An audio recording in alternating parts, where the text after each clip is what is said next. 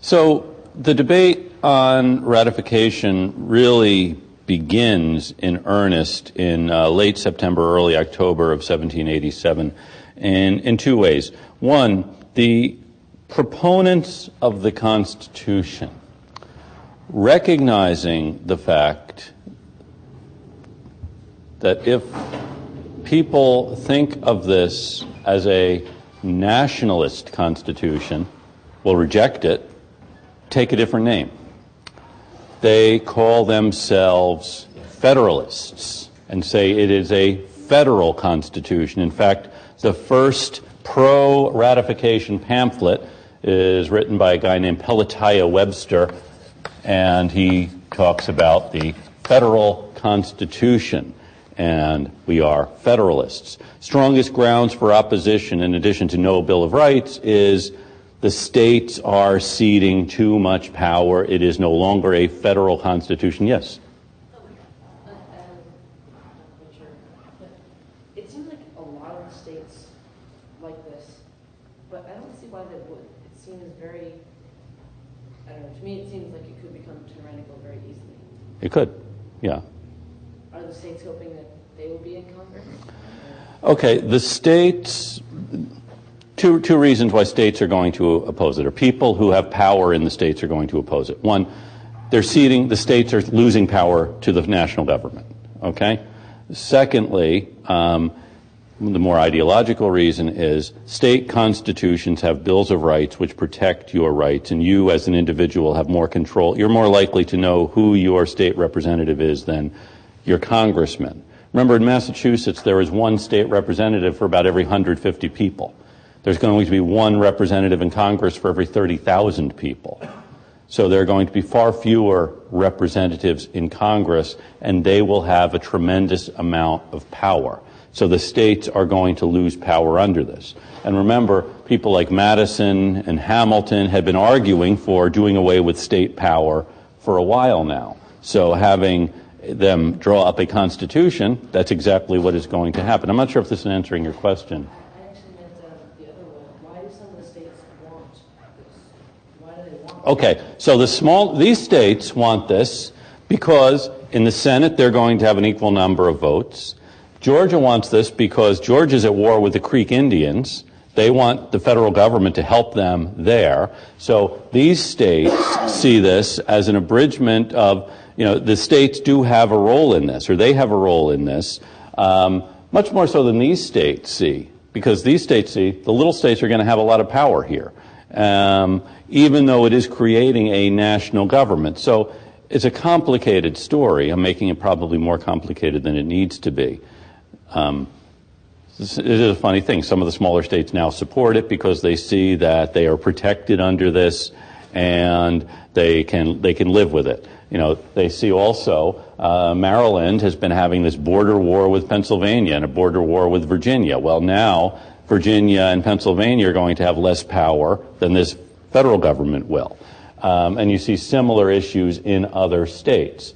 New Jersey has been caught between Pennsylvania and New York. It still is, incidentally, but here you have this government that is going to take power away from Pennsylvania and New York.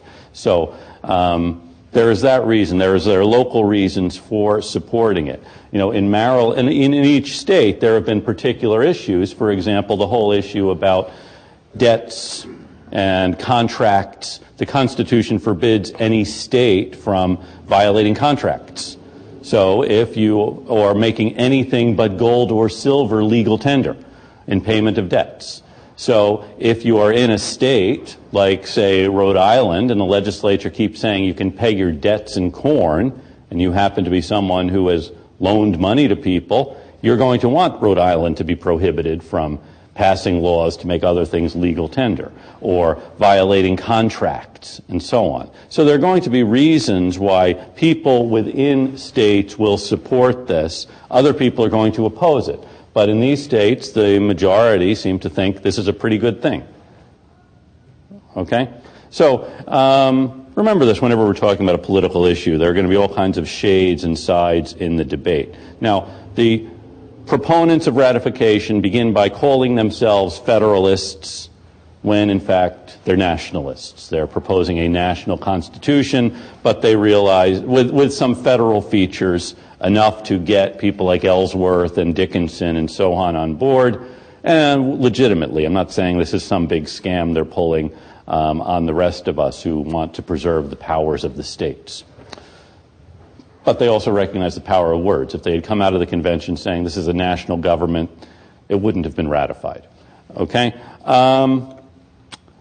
Now, this forces the opponents of ratification, whose strongest two arguments are no Bill of Rights and does away with the states, to come up with some other thing to call themselves, or something else to be called.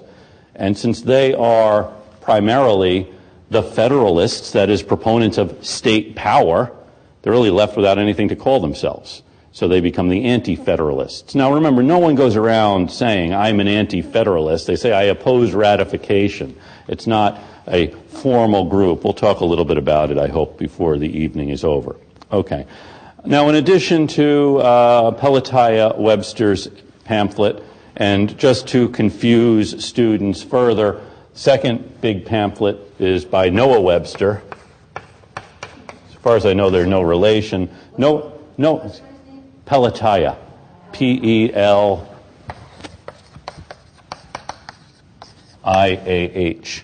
Okay?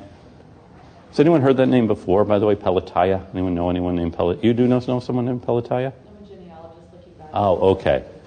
Okay. Oh, okay, good. The really formal opening is on October 6th, when James Wilson gives a speech in Philadelphia, a public speech in support of the Constitution.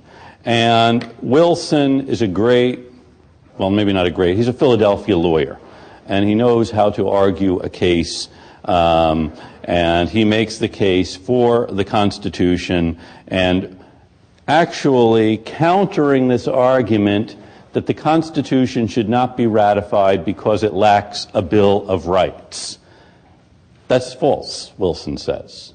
There is no reason to have a Bill of Rights. In fact, it would be more dangerous for the Constitution to have a Bill of Rights than not to have a Bill of Rights.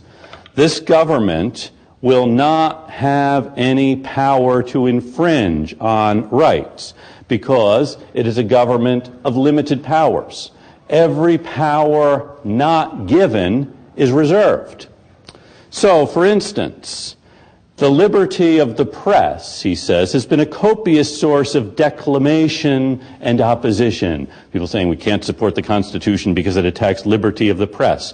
But what power does the Constitution give over the press? None.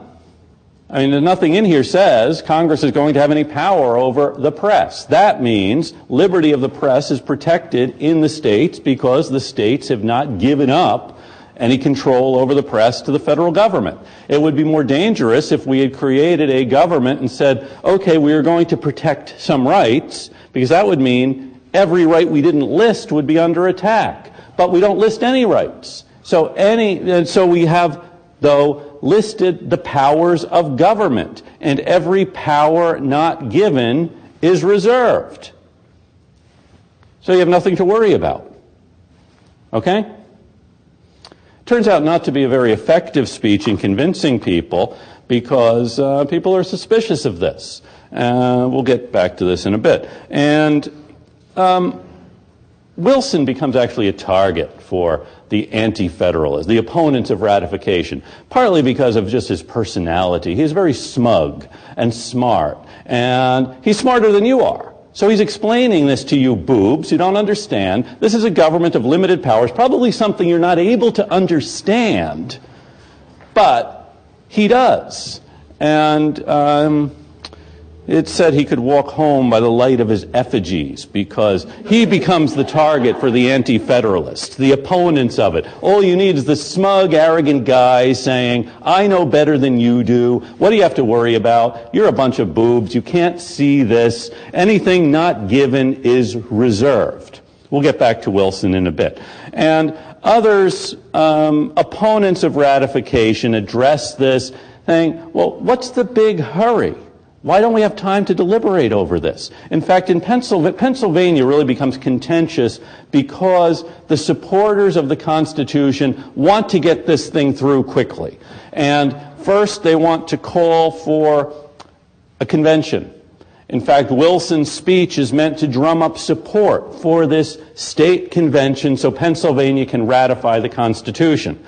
The opponents of ratification in the state legislature stay away from the legislature so that there won't be a quorum, so that they cannot call for a state convention. Now, the Federalists know once these folks come into the assembly, we will have enough vote. We already have enough votes to pass the thing. We don't have a quorum. So we need a quorum. How are we going to get these guys to come back into the legislative hall? Any ideas?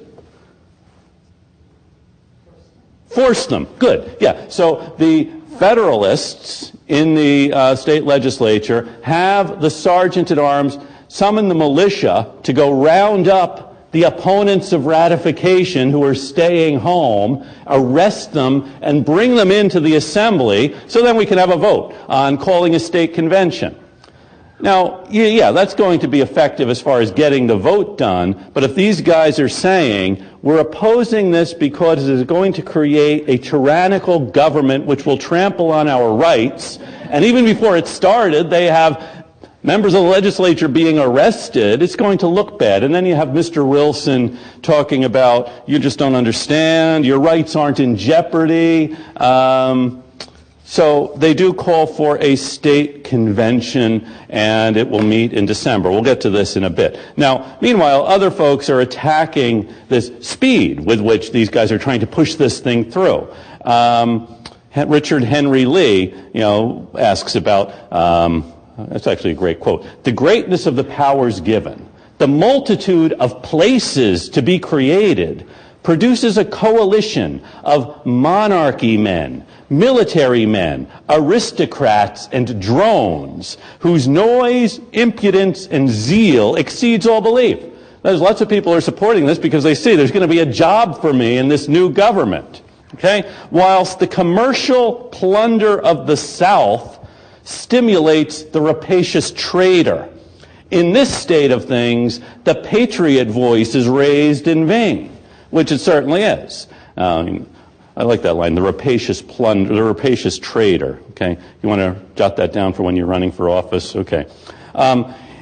Actually, one of the most important of the anti-federalists is anonymous. We don't know who this is. He wrote a pamphlet, or actually a series of letters of a federal farmer to the Republican. The Republican is George Clinton, the governor of New York. And he says, nothing but the passions of ambitious, impatient, or disorderly men will plunge us into commotions if time should be taken fully to examine and consider the system proposed. You have this great haste as these folks are anxious to get it passed. For what purpose? Okay? There isn't a crisis, he says. We're at peace. We have leisure to consider things coolly. What is the rush? This plan is going to change the nature of our society, turning us from 13 independent republics under a federal head into one consolidated government.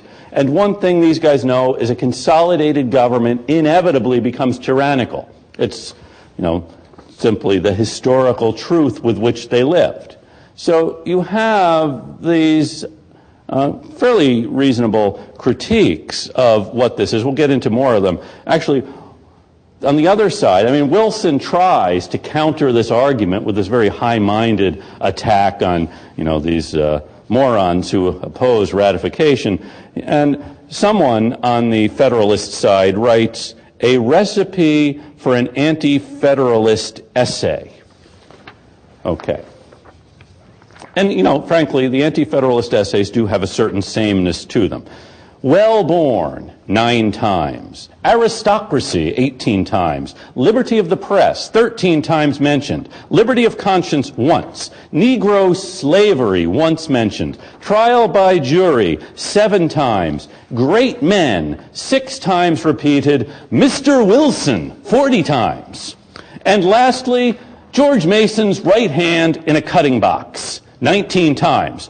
Put them together and dish them up at pleasure. These words will bear roasting, boiling, or frying. And what is more remarkable about them, they will bear being served after once used a dozen times to the same table and palate. So you have certain formulae. We can actually see this in political debates today, depending on your audience. Throw out names like Karl Rove or Sarah Palin with one group, or William Ayres or Van Jones to another, and see the reaction you get. A certain sameness to them, and quite a phenomenon here.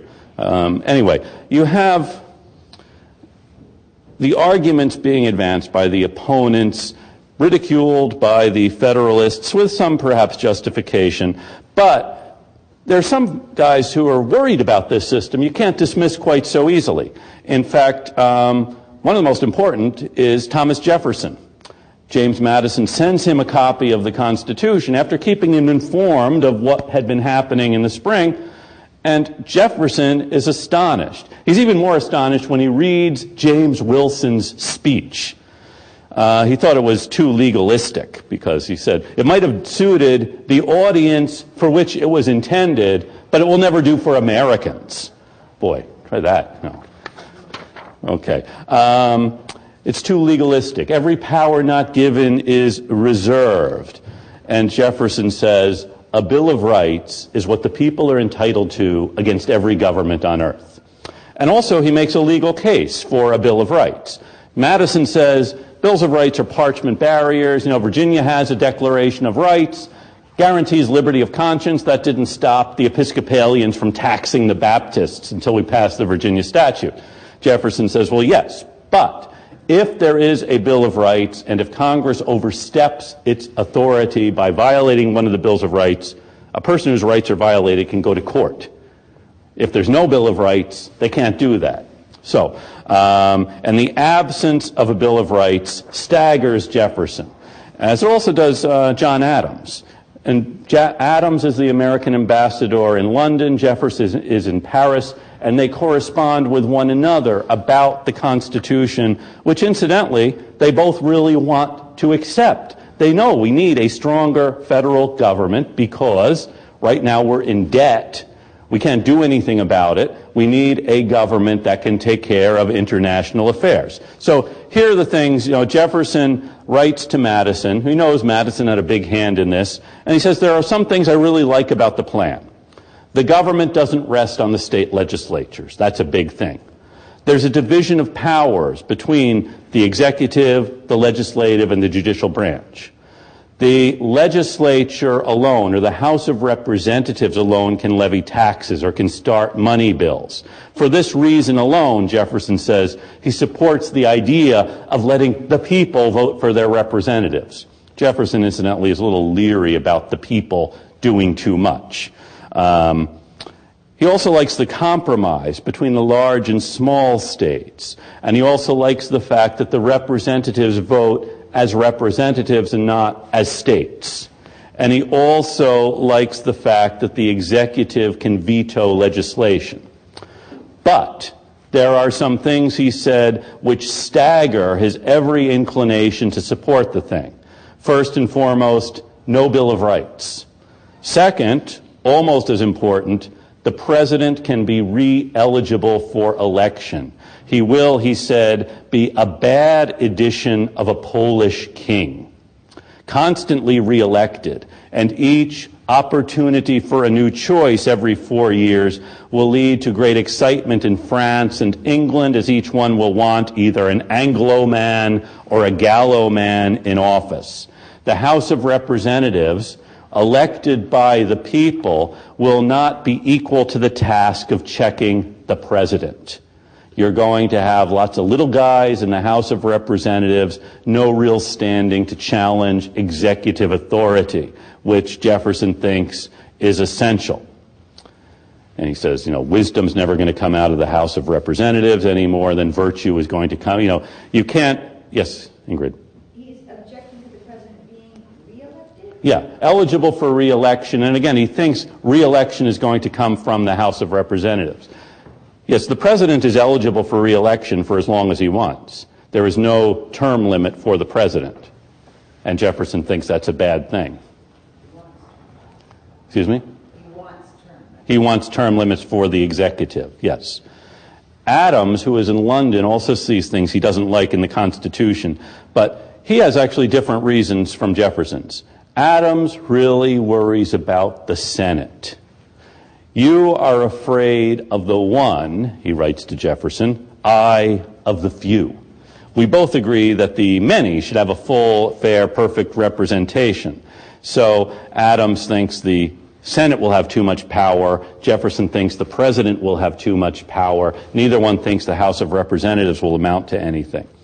So this is this debate going on. You have a debate in each state as legislatures are debating whether or when to call a convention, then debates which will begin in the convention, and then debates which happen in newspapers printed throughout the country, which makes this really the first public political debate in the country's history. The part which most concerns us happens in the state conventions, and the first one we'll talk about is Pennsylvania's, which does meet, the guys in the assembly call a convention which meets in November, and every day the newspapers in Philadelphia carry the previous day's debates in the convention. And in the convention, the Federalists have a clear majority from the beginning. The Anti-Federalists, though, are well organized and articulate and able to advance reasoned arguments against this thing. James Wilson is a member of this convention. He's also the only one there who also had been at the Constitutional Convention in the summer. And Wilson opens this with another of his speeches saying, essentially, we have four choices. And this is a rhetorical thing you might want to do sometime. You give four choices, and usually the first three are really bad. And people say, well, we don't want that. And then you get to the one that works, okay? So first, we could dissolve the individual sovereignties of the states and become a consolidated empire. And that, of course, was what the Anti-Federalists were worried about. Or we could become 13 separate, independent, unconnected commonwealths. Or we could become 2 or 3 different confederacies. Or we could be one comprehensive federal republic.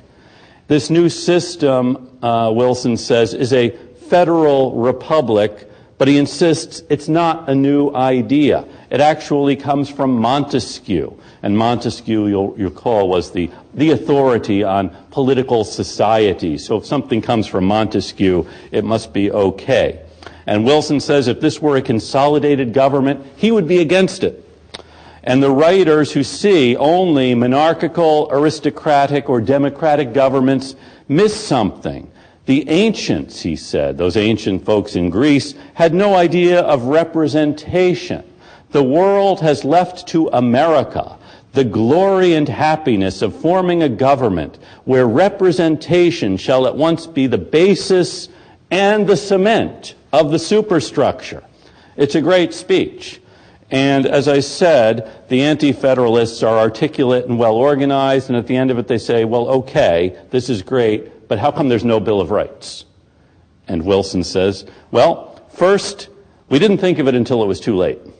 And second, there are a lot of states that don't have bills of rights. South Carolina, Delaware, New Jersey, New York, Connecticut, Rhode Island. Are people there less free or secure than people in states with bills of rights? Good question. Also, how can you enumerate rights and not leave any unprotected? If you have a list of rights that you're protecting and you leave some off the list, that suggests, since you have to protect these rights against the government, the ones that aren't on the list are unprotected. And it would be more dangerous to do that, to have a Bill of Rights which is going to leave some rights up for grabs, than it is to do what we have done, create a government of limited powers. Okay? What do you think of that argument? Are you happier with this now that Wilson's explained it again? To a degree, yeah. Okay. One of the opponents of ratification, a guy named John Smiley from Western Pennsylvania, he's actually born in Northern Ireland, says, okay, good argument. Okay? But Article 1, Section 9 says the privilege of the writ of habeas corpus shall not be suspended. So the Constitution protects the right of habeas corpus. Does that mean every other right is up for grabs? Humana was Mr. No, and also, there's an insistence on trial by jury in criminal cases. This is another fundamental right. The Constitution protects it. Does that mean everything else is up for grabs other than habeas corpus and trial by jury in criminal cases? Does it? Are you a little more worried now?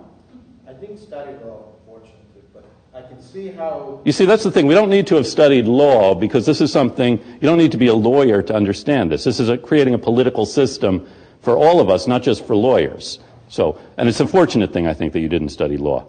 I think I like you more because of it. So, okay. Another of the opponents, a guy named Robert Whitehill, another guy from Western Pennsylvania, says this consolidated system is going to annihilate the state constitutions. Remember the thing about judges in states are going to be bound to the federal constitution. So it's taking away the rights protected in the state constitutions. The necessary and proper clause gives Congress the power to do just about anything. What does necessary and proper mean? And William Findley, another guy from Western Pennsylvania, says, in the preamble it says, we the people. Therefore, it's a compact between individuals entering into society, not between separate states enjoying independent power and delegating a portion of that power for the common benefit. And his worry is the powers given to the federal body for imposing internal taxes will destroy the state sovereignties. For you can't have two independent sovereign taxing powers in the same community, because the strongest will annihilate the weaker one. The federal government's going to be able to tax you. It will have a lot more ability to do that than the states will. So this is going to lead inexorably to the end of the states. Now, Wilson does respond to this. Sovereignty, he says, is not in the states, but in the people of the states. The people have delegated part of their sovereign power to this new government. They've retained the other in their states. Complicated argument. In fact, sovereignty is something we'll be discussing for the rest of the semester. And then, let's see. So the anti-federalists are making, I think, pretty good arguments here about this. And Wilson, though, is answering them pretty effectively. Smiley has said, all of these rights are now up for grabs, including the right to the free press, which Wilson had said isn't affected anywhere here. Well, if we have these rights protected, habeas corpus, trial by jury in criminal cases, doesn't that mean Congress can interfere with the free press? And Wilson's answer on that is as follows. I heard the honorable gentleman make this general assertion that the Congress was certainly vested with power to make such a law. But I would be glad to know by what part of the Constitution such a power is given. Where in Article 1 does it say Congress can do anything about the press? Where? See? Okay. He says, I won't discuss it until you do. It has been asked if a law should be made to punish libels, that is, Congress making a law punishing, yes? Isn't there a clause, I can't remember, saying that more or less the federal government can do anything for the good of the people? Yeah, the General Welfare Clause, right? That's Article 1, Section 8 at the end, and first part is necessary. First is general welfare, that's at the beginning. And then last part is necessary and proper to carry the foregoing into effect. Couldn't they abuse the freedom of press of some minority that's like heretical or something? Sure. Exactly. That's exactly what the anti-federalists are saying could happen here. And Wilson is saying it can't because there is no specific grant of power. And then the answer is, well, what about this? Congress shall have the power to promote the general welfare. The general welfare would be a lot better if we didn't have people carping about what a bad job we're doing, right? So, yes, exactly. I've converted one anti-federalist tonight. So that's exactly what they're saying. And Wilson is saying, well, it's not specifically there. You're seeing this, and Wilson is saying, well, no, it doesn't really mean that.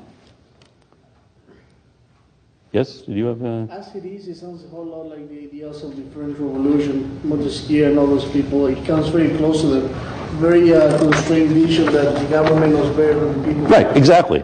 That's a good way of putting it. The government knows better than the people, and certainly James Wilson knows better than you. I mean, did you study in Scotland? Were you a student at St. Andrews under Adam Smith? Well, no. Okay, James Wilson was. So, say no more. Case closed. You can see this might be an effective argument if you're in a college debating society, but not if you're trying to convince people to vote for your way of thinking. Okay, just rule of thumb, running for office, don't tell people you're smarter than they are.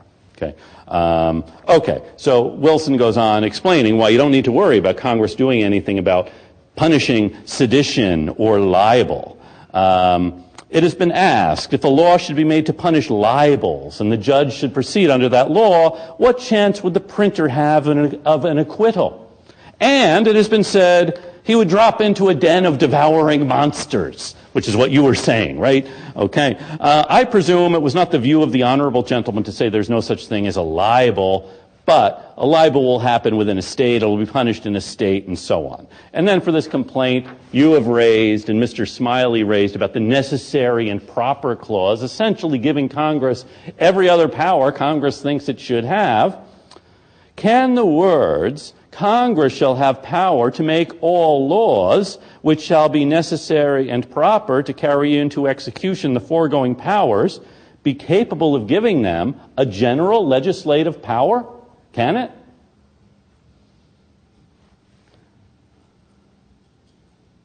Mr. Wilson says no. So who are we to argue with him? Of course it can. You think so? Well, yes, if they argue that it is necessary for the common will of the people and that otherwise the government cannot function, they can always get away with it. Sure. Unless it's something specific in paper that says they cannot, they will abuse it. Okay, so again, you would be opposing this then, or, okay. Okay. But they haven't, though, when you think about it. Just the tax thing alone, you get taxed by everybody. You get taxed by the city, you get taxed by... Sure, The idea yeah. that you can't divide your sovereignty, at least your right to be taxed. I mean, we get taxed by like 5 different groups. Okay, so you support this because you want everyone to be taxing you who can, okay? Yeah, So- you're not saying that people can't divide Yeah. their sovereignty. Yeah. It's absurd. Okay, so you're seeing, They have been okay. taxing for 200-some years, as has the federal, as has the county, as has Sure. the city. Okay. So you're saying it's a misdirected anger at the creation of this new entity that is going to tax you because, or that's going to obliterate the states because this government is going to be the only one that's going to tax you eventually. That's a reasonable argument. Maintaining their power to tax. Okay. They have maintained their power to tax. But Yes. we also have the civil rights, the Bill of Rights. Yeah. So these are actually, One yes. consider that, yeah, part of it might be because you do have a Bill of Rights. Yeah. Okay. So this is the argument here. Okay. Actually, these are two really different arguments. By the way, Ingrid, you've done a good job with addressing that particular one about dividing sovereignty and this fear of the anti-federalists. The states are going to be obliterated. Although, I don't know, would Patrick Henry be happy with the role of the states in the system today? Probably not. He would have said, I saw this coming. That's a different issue. The meaning of the General Welfare Clause, the necessary and proper clause, where Wilson and the Federalists are insisting this is not a new grant of power. And Patrick Henry and the other opponents are saying, of course this is a new grant of power because any government which has an opportunity to abuse its power will do so. So who are we going to look to interpret this? What judge is going to hear a case coming up under this? It'll be a federal judge, ultimately, who's going to be deciding this, and what side is he going to be on? This is, again, it's not an argument we are going to resolve tonight. What happens in Pennsylvania, just to tell you, is the anti-federalists, the guys in the convention who oppose ratifying it, come up with a list of 14 amendments they want to add to the Constitution. amendments protecting the rights of conscience and religious liberty, trial by jury in civil cases, the rights of the accused, the right to an attorney, to be confronted by accusers, to an impartial jury, a speedy trial, a protection against giving evidence against yourself, a protection against excessive bail or cruel and unusual punishment, against searches and seizures without warrants, protection of freedom of speech and press, the right to bear arms they want protected, as well as the right to hunt on public land. Okay? Also, a prohibition against restraining states from taxing and prohibiting Congress from levying taxes on imports or exports. Also, free elections. They don't want Congress regulating elections. States will have control of the militia. They want an explicit separation of legislative, executive, and judicial powers. Well, worried. This vice president, he's an executive officer. What's his job? Presiding over the Senate. Okay, isn't that... also, they want a separate council to advise the president. Otherwise, senators are going to be advising the president, and that's trouble. They don't want treaties made which are contrary to state laws or federal or state constitutions. They also want to limit the judicial power of the United States. Also, a specific clause saying powers not expressly delegated will be retained by the states. This is something Wilson has been saying is implicit in the whole thing. These guys want that explicitly listed there. So they come up with this list of amendments they want added. The Federalists know they have the votes. They reject the amendments. And Pennsylvania on December 15th ratifies the Constitution by a vote of 46 to 23. And afterward, almost immediately afterward, there's rioting throughout Pennsylvania by opponents of the Constitution. They think these guys have pushed this through without real public debate. Arrests, petitions to overturn the convention. The minority in Pennsylvania, the 23 guys who proposed the amendments, draw up their list of objections, their proposal for amendments, which they then send to the other states, as well as their criticism of the Pennsylvania politicians who have rammed this thing through. So while Pennsylvania is exploding, or actually while Pennsylvania is still debating, Delaware ratifies the convention unanimously. The Delaware Convention meets, they like the Constitution, they ratify it. Pennsylvania, you have rioting, turmoil, and so on. Let's see, we can keep a tally here. Delaware is unanimous. New Jersey, also unanimous. Pennsylvania, civil war breaks out. Okay, a bad sign. And if you think about it, what happened in Pennsylvania is a disaster for the Federalists, who want to convince everyone this is a good thing, and for the Anti-Federalists, who are well organized, articulate, and lost. So, the next big state to meet will be Massachusetts in January of 1788. Actually, the same day the Massachusetts Convention met, Connecticut ratified the Constitution by a vote of 128 to 40. Okay, but Massachusetts is a crucial state, and it's a state very much in doubt.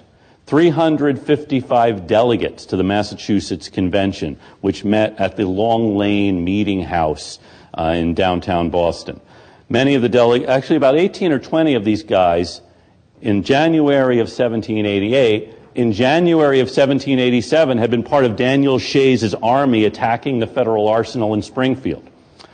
And a lot of towns that hadn't sent delegates to the general court for a while because it's too expensive, send delegates to this convention. People from Maine, people from the West, people from the Southeast. The Federalists have great strength in Boston and Salem among the merchant communities that want to make sure there's a strong government that can protect trade and so on. But the most influential person at the convention, representing Boston, is Samuel Adams, who is opposed to ratifying it. Elbridge Gerry is not a delegate, but the convention calls on him as their expert witness to explain what the Constitution means. Remember, he had voted against it at the convention. He didn't sign it. And John Hancock, very popular governor, is elected to the convention. The convention chooses Hancock to preside, but Hancock stays away because he knows this is trouble. If he goes and supports ratification, people who oppose it are going to be really mad. If he goes and opposes ratification, supporters are going to be really mad. And what happens with Governor Hancock when he has a particularly difficult issue with which to deal is his gout flares up and prevents him from leaving his home on Beacon Hill. Okay, and the Federalists, though, they recognize this is really a problem in Massachusetts. And if Massachusetts rejects the Constitution, it's not going to be ratified. No other state, no other big state is going to go along. We saw what happened in Pennsylvania when the Federalists rammed this thing through. Didn't make people happy and say, gee, we should support it now. So they try other tactics here. Very effective tactics, I should add. One, as I said, the minority in Pennsylvania had drawn up their objections to the Constitution, and they circulated throughout the country except in Massachusetts. Somehow the post office in Boston never released these documents that had been sent through the mail, bless you, for publication in the Massachusetts press. And at one point during the whole convention, another thing that happens here, I said, a lot of these delegates are from out in the country, from Maine and from, the far reaches of the province, and they come in with an attitude about the city being a dangerous place filled with vice and corruption. And what the more urbane delegates from Boston and Salem do is show their country cousins that you can have a good time here. People are warm and welcoming. And there are lots more things to do here than there are in Waldoboro or wherever it is you've come from. In fact, they show them such a good time that midway through the convention, there's an allegation that the Federalist delegates are actually bribing these guys. And immediately, the convention launches an investigation into this outrageous charge and determines no one has been bribed here. It's just friendship and hospitality, shall we say. They do a couple of other things. One, Samuel Adams is the representative of the Boston tradesmen, the working men of Boston. Well, the working men of Boston are all out of work because their federal government cannot protect international trade, so ships are rotting at the docks. The tradesmen of Boston have a rally in support of ratification. Big rally saying we want the Constitution to be ratified. And the Federalists make sure Samuel Adams attends so he can see what the people he represents really think. And Samuel Adams is, I suppose, what we would call a Democrat with a small d. He represents these people. If his judgment and theirs conflict, well, he has to bow to their judgment. He has to recognize that he represents them. He doesn't tell them what to think. So Adams comes to think that maybe it is not as objectionable as I had thought, and with some safeguards, maybe we could make it palatable. He doesn't warm up completely, but he does see what his constituents think. The final stroke is this, and there's some mystery about this. The Federalists approach Governor Hancock in his home on Beacon Hill, and they tell him, look, we know in Virginia things aren't going well for the Constitution. Patrick Henry is dead set against this. George Mason is dead set against this. The convention is probably going to reject the Constitution in Virginia. It seems likely, in fact. If 9 states ratify it, and Virginia is not one of them, Washington couldn't be president. Who could be? Who could unite the country? Who is known throughout the country, beloved throughout the country for his role in the Continental Congress? We will need a president, and who better than John Hancock? Now, that's one version of the story, which may or may not be true. What we do know happens is, the Federalists propose to Hancock a list of amendments that they can support. The Pennsylvania amendments, they think, went too far. And they also fear states will start adopting amendments before the thing is ratified. Because now what the opponents are trying to do is block ratification so they can have a second convention which won't come up with a plan as good as they think this one is. So, here is a list of amendments. What we think Governor Hancock should do is go into the convention and present these amendments and say, I support ratifying the Constitution now. Once the new government takes effect, Massachusetts, first in the war for independence, first in the cause of liberty, will use her power and prestige to ensure that these amendments are added to the Constitution to safeguard the rights of the people.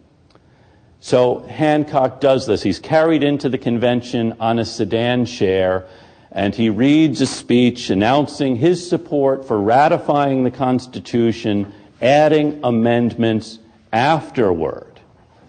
And there are 9 amendments proposed. Some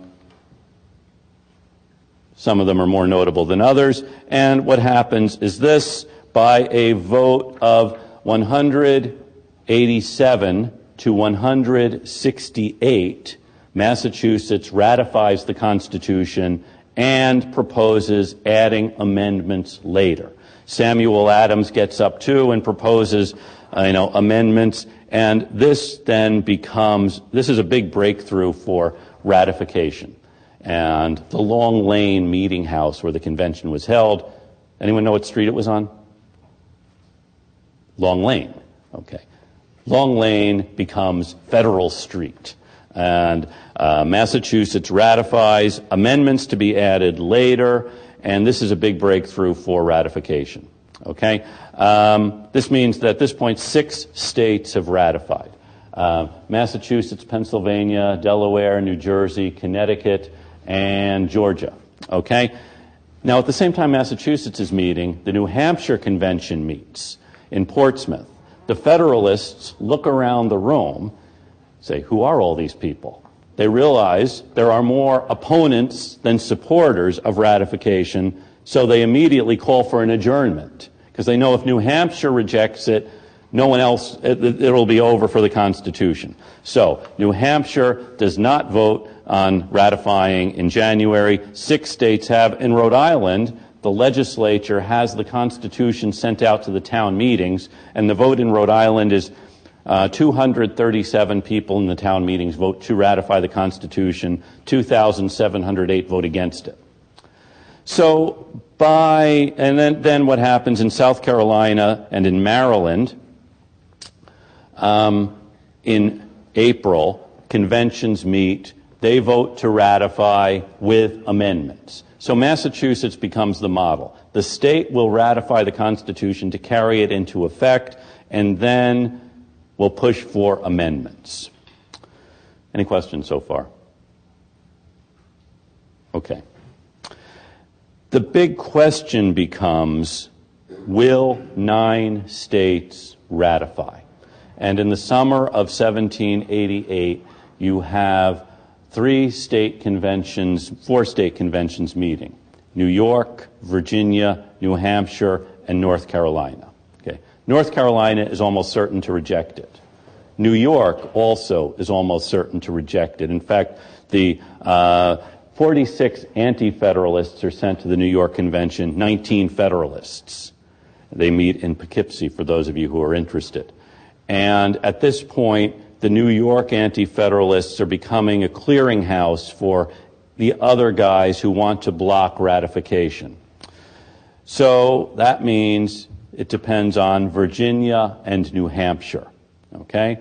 In New Hampshire, remember, they adjourned because there were so many anti-federalists. Virginia, Patrick Henry is going to dominate the convention.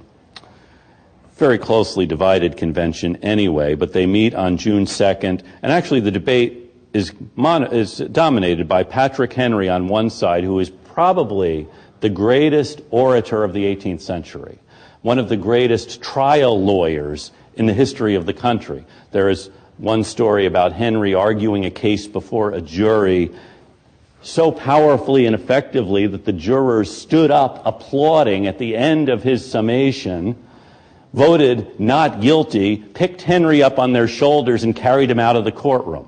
But if you ever are in trouble with the law, that's the kind of lawyer you want. And Henry, governor of Virginia, controls the legislature. And on the other side is James Madison, who is not one of the greatest orators of the 18th century. In fact, at some points he speaks so softly no one can hear what he is saying. And Madison, genius for tightly argued Republican principles and theory, not that good at moving a crowd. And the convention meets in Richmond. A copy of the Constitution is on a table in front, and Henry uses it for dramatic effect, pointing to that document and warning about what will happen when that becomes the supreme law of the land. When this continent is governed by one consolidated government, which will inevitably restrict liberty, when this distant government will have its own interest, independent of the interests of the states or of the people of the states. If you want to read, if you really want to get afraid of what the Constitution might do, read Henry's arguments in the Virginia Convention. At one point, he makes a particularly emphatic point about, this is a summer in Richmond, and it's very hot and humid, and he makes a point about the extinguishment of liberty when that becomes the law, and a bolt of lightning hits the meeting house, the building shakes, and all the candles go out. You know, you really have to be a good orator to pull that one off, which Henry does. And clause by clause in Virginia, as in other states, they debate the Constitution. And on one side you have Patrick Henry, George Mason, James Monroe, and others arguing how this will extinguish our liberty and obliterate the power of Virginia to protect her citizens. And on the other side, you have James Madison, John Marshall, George Wythe, Edmund Pendleton, and our old friend Edward Randolph, who now supports the Constitution, saying that it's not going to be so bad. Now, there are a couple of things that trip up the anti-federalists in Virginia. One is the question of religious freedom. There's no Bill of Rights here, okay? But Madison asks, will a Bill of Rights be a protection for liberty of conscience? And he can remind everyone, which he does, that Virginia's Declaration of Rights protects liberty of conscience, and yet the state government taxed people to support a church to which they didn't belong. And everyone remembers this. This isn't ancient history. And they remember that in that particular debate, Patrick Henry was in favor of taxing people to support the Episcopal Church. Okay? Another issue, and Madison makes his argument about extending the sphere of the republic. That is, if you have more religious institutions, if you have a greater variety of religious institutions throughout the country, it is less likely that one will form a majority faction to tax the others. When you extend the sphere to encompass the Congregationalists of Massachusetts, the Quakers of Pennsylvania, you are going to make it less likely that the Episcopalians in Virginia are going to be able to extort from the Baptists or the Presbyterians their tithe. On the issue of slavery, Henry and Mason warned. Mason said, look, this Constitution allows the slave trade to go on until 1808. This is a horrible thing. Why should we be part of this? Henry complains that under this Constitution, the federal government would be able to abolish slavery. So you have something of a contradictory argument here. Mason saying this allows slaves to be imported. Henry saying this doesn't protect slavery. So then you have the big argument about the general welfare clause. And Madison argues the general welfare clause is not an original grant of power. He says it is the power to lay and collect taxes for the purpose of paying the debts, providing for the common defense and general welfare. It's not an independent grant of power Because why else would you have listed what powers Congress has in Article 1, Section 8, if then you say, plus they can do whatever else they want? So it's absurd, he says. It's treason against common language to do this. Take it together and let me ask if the plain interpretation be not this, to lay and collect taxes, etc., in order to provide for the general welfare and pay debts. So Madison, at the end of the convention, believes Virginia is not going to ratify this. He's pretty sure he is lost in Virginia. Actually, in the Houghton Library, there is a letter from Alexander Hamilton in New York. He's at the New York Convention, to Madison, who's at the Virginia Convention, saying New York is definitely going to reject the Constitution. And Madison writes back saying Virginia is definitely going to reject the Constitution. And neither one knows that at the time they are writing, New Hampshire already has ratified it, which means 9 states have ratified it. Okay? And what happens in Virginia is this. Madison opposed having amendments added, or saying ratify and add amendments. He had insisted you don't need amendments, they are dangerous things, etc. But in Virginia he comes to see adding amendments or promising amendments is the price of ratification. So Madison and the Federalists agree in Virginia, we will allow for the convention to propose amendments. And on June 25th, not knowing that New Hampshire had ratified the Constitution, Virginia votes 89 to 79 to ratify. And also proposes amendments very similar to Massachusetts' amendments, but including protection of freedom of conscience, press, speech, a prohibition against standing armies. They do protect the right to keep and bear arms. Massachusetts hadn't thought that was as important. And also requiring a 2/3 vote for navigation acts. This actually is probably Madison's greatest political victory. And years later, John Marshall, when asked who was the most influential speaker he ever heard, said James Madison. At the Virginia Convention, no one could have done better than Madison did, which is true. So now 10 states have ratified. Massachusetts, Virginia, Maryland, and South Carolina have proposed amendments to be added subsequently. When news reaches Poughkeepsie, where the New York Convention is meeting, that 10 states, that New Hampshire now has ratified, the anti-federalists in New York realize they want to be part of this system so they can help control what happens. So New York ratifies the Constitution in July, and the notices of ratification are sent to the Continental Congress, meeting in New York City. The Continental Congress calls on the states to hold elections for a new federal Congress and also for presidential electors. And in October of 1788, the Continental Congress goes out of business as voters then in the states begin the process of electing people to the House of Representatives, and the legislatures begin the process of electing senators and choosing presidential electors. So, 11 states have ratified, and a new government will take shape in April of 1789. So come back next week and find out how that works out.